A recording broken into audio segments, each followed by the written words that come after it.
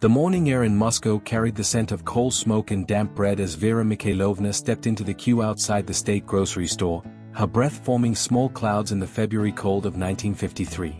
She had been standing in lines like this since she was a child, since before the war, since before her father disappeared one night in 1937 and never returned. The queue was life itself in the Soviet Union, a place where hours dissolved into the shuffling of feet, the murmur of careful conversations, and the ever-present awareness that someone might be listening, always listening. She clutched her ration book, its pages worn soft as cloth from years of handling, each stamp a small promise that might or might not be kept. Around her, women in heavy coats and headscarves stood with the same patient exhaustion, the same practiced blankness in their eyes. No one complained aloud. No one spoke of the meat that hadn't appeared in weeks, or the butter that existed only in the propaganda posters plastered on every wall, showing robust workers and rosy-cheeked children feasting on abundance that lived nowhere but in the artist's imagination. To complain was to mock yourself. To question was to invite the attention of men in long coats who appeared without warning and took people away to places with names that were whispered only in the darkest hours. Lubyanka, Kolyma, the camps beyond the Urals where the cold itself became a form of death. The propaganda machine hummed ceaselessly through every corner of Soviet existence, a great apparatus of words and images that painted reality in colors that bore no resemblance to the gray and hungry world that actually existed. In every factory, every school, every communal apartment, the portraits of Lenin and Stalin gazed down with expressions of serene certainty, their painted eyes following you as you moved through rooms that were never truly private. The radio in Vera's shared apartment broadcast the same triumphant messages each morning, speaking of production quotas exceeded, of the capitalist world crumbling in decay, of the glorious Soviet people marching toward a golden future that always seemed to retreat like a mirage on the horizon. Her neighbor, old Pyotr, who had fought at Stalingrad and returned with a limp and nightmares that made him cry out in his sleep, had learned to nod along with the broadcasts while his eyes told a different story entirely. The children learned the lies before they learned to read with any fluency. In the schools, young pioneers in their red neckerchiefs recited poems praising Stalin as the great father, the wise teacher, the sun that illuminated all Soviet life. They sang songs about the happiness of collective labor, about the evil of enemies both foreign and domestic. Teachers who had once spoken with nuance and complexity now taught from approved texts, their lessons monitored by administrators who were themselves monitored by party officials in an endless chain of surveillance that stretched from the smallest village classroom to the highest offices of the Kremlin. Children learned to watch their parents, to listen for dangerous words, to report anything that seemed to deviate from the official truth. Some did so out of genuine belief, indoctrinated so thoroughly that they could not distinguish propaganda from reality. Others learned to perform belief while hiding doubt in the deepest chambers of their hearts. Vera remembered the knock that came for her father, the sound of it still echoing through 16 years like a bell that would not stop ringing. It had been just after midnight, the hour when the NKVD preferred to work, when sleep made people vulnerable and confused. 3 men in leather coats had stood in the doorway of their communal apartment, and her father had dressed without a word, his hand steady as he buttoned his shirt though his face had gone the color of ash.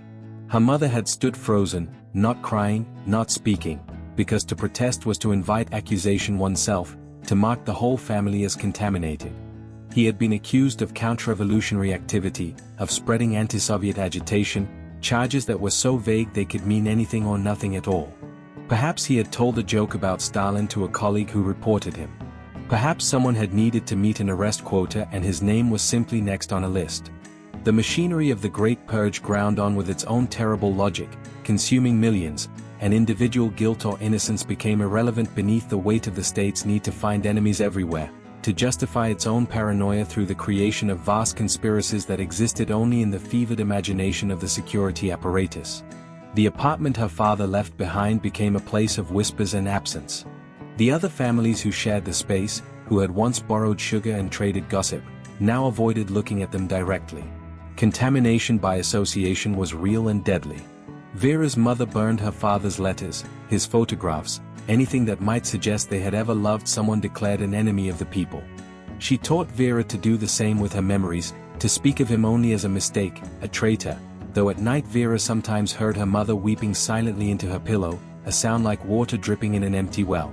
The censorship extended beyond individual lives into every form of expression that humans had ever devised. Writers who had once created works of genuine beauty found themselves confined to the doctrine of socialist realism, a mandate that demanded all art serve the party, that all stories end in triumph, that all characters embody either revolutionary virtue or reactionary evil with no room for the complex middle ground where actual human beings lived. Entire books vanished from libraries overnight, their authors erased from literary history as if they had never existed. Poets who had celebrated the revolution in its early days found their verses banned when they failed to adequately praise Stalin. Musicians composed symphonies that would be condemned as formalist, too abstract, insufficiently patriotic. Artists painted canvases that were destroyed for their failure to depict the proper level of optimism. And those who protested too loudly joined the endless caravans heading east to the labor camps, where their talents would be spent breaking rocks in sub-zero temperatures. The mail was read. Every letter that passed through the Soviet postal system was subject to inspection by censors who looked for anything that might indicate disloyalty, doubt, or connection to the outside world. People learned to write in code, to speak in euphemisms so elaborate they became almost a separate language. A letter mentioning that the harvest was poor this year might be enough to trigger investigation. References to shortages, to difficulties, to anything that contradicted the official narrative of continuous improvement and socialist triumph were dangerous. Families separated by distance learned to communicate in the blandest possible terms, stripping their correspondence of anything real or meaningful, until the letters themselves became performances of loyalty rather than genuine connection. The communal apartments where millions of Soviet citizens lived were laboratories of social control and mutual surveillance. In cities like Moscow and Leningrad, where the housing shortage reached desperate proportions, families were crammed into shared spaces where privacy became an impossible luxury. Vera's apartment housed 5 families in what had once been the residence of a single bourgeois household before the revolution. Each family had one room. They shared a kitchen, a bathroom, a telephone in the hallway that anyone might answer. Cooking dinner became a negotiation of schedules and a navigation of long-standing feuds. The bathroom was always occupied. The telephone was certainly monitored. And the thin walls meant that every argument, every conversation, every moment of intimacy or despair could be heard by neighbors who might be friends or might be informants or might simply be desperate people looking for any advantage in a system where denouncing others could mean better rations, a better job, a little more space. The informant network penetrated every level of Soviet society with a thoroughness that would have impressed the most paranoid medieval inquisitor. The NKVD, which would later become the KGB, recruited ordinary citizens to report on their colleagues, their neighbors, their family members. Some informed out of genuine ideological commitment, believing they were protecting the revolution from its enemies. Others did so out of fear, coerced by threats or blackmail. Still others informed for material gain, for the small privileges that cooperation might bring in a society of scarcity. The exact number of informants remains unknown, but estimates suggest that in some regions, as many as 1 in 5 adults provided information to the security services at some point. This created an atmosphere of universal suspicion where trust became nearly impossible and genuine friendship carried enormous risk.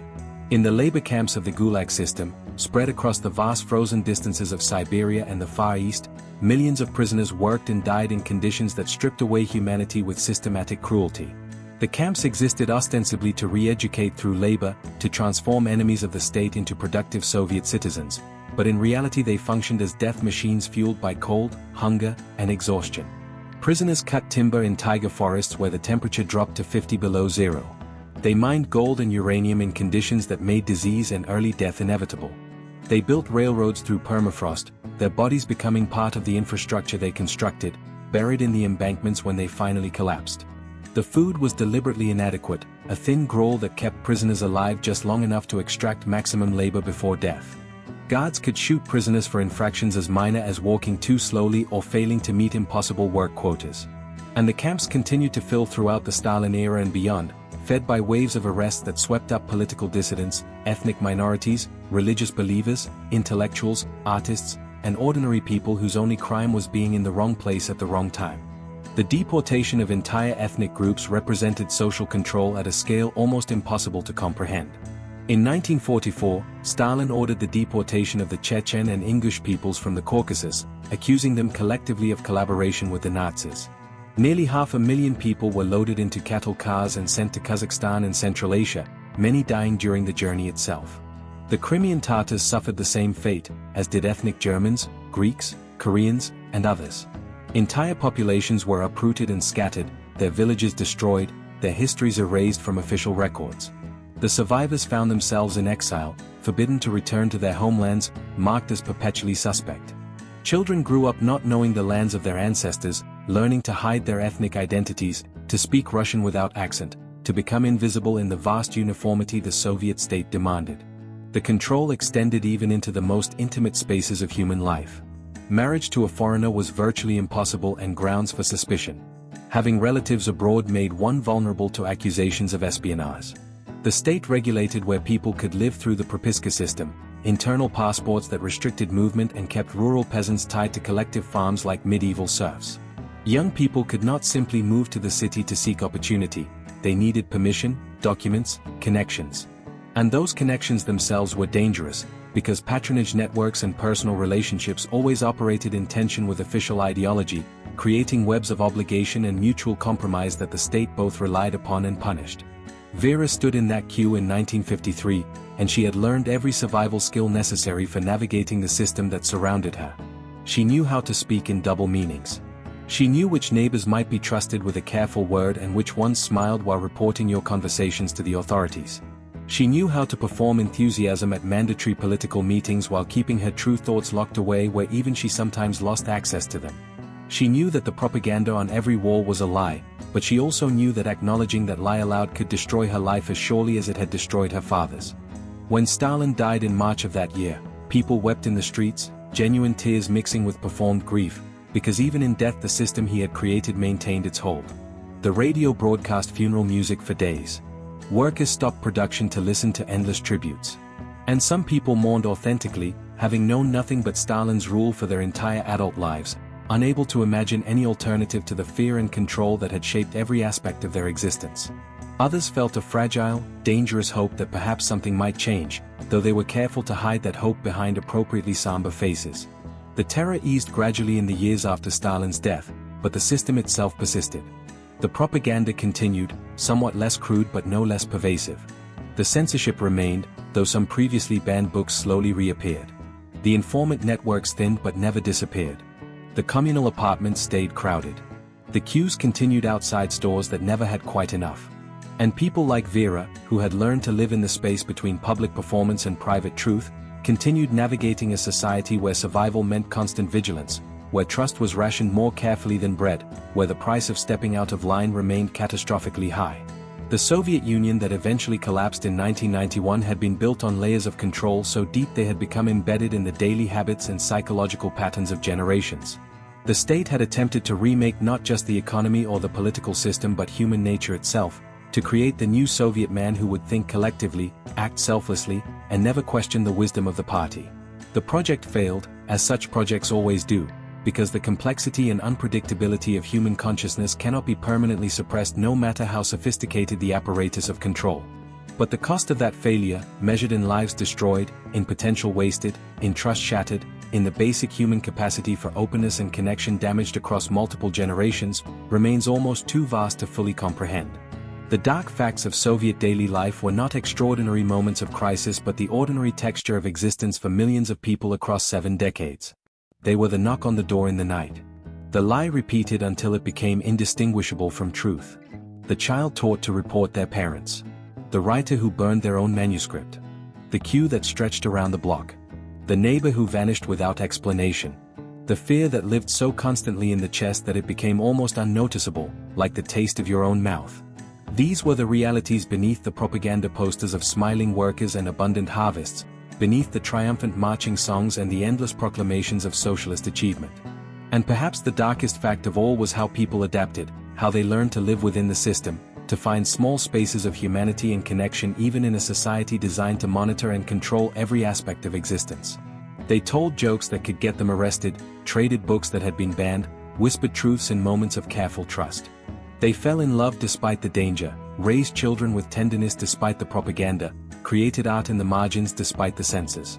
The human spirit proved stubborn and resilient even under the enormous weight of totalitarian control, finding ways to persist that the architects of the system had never imagined.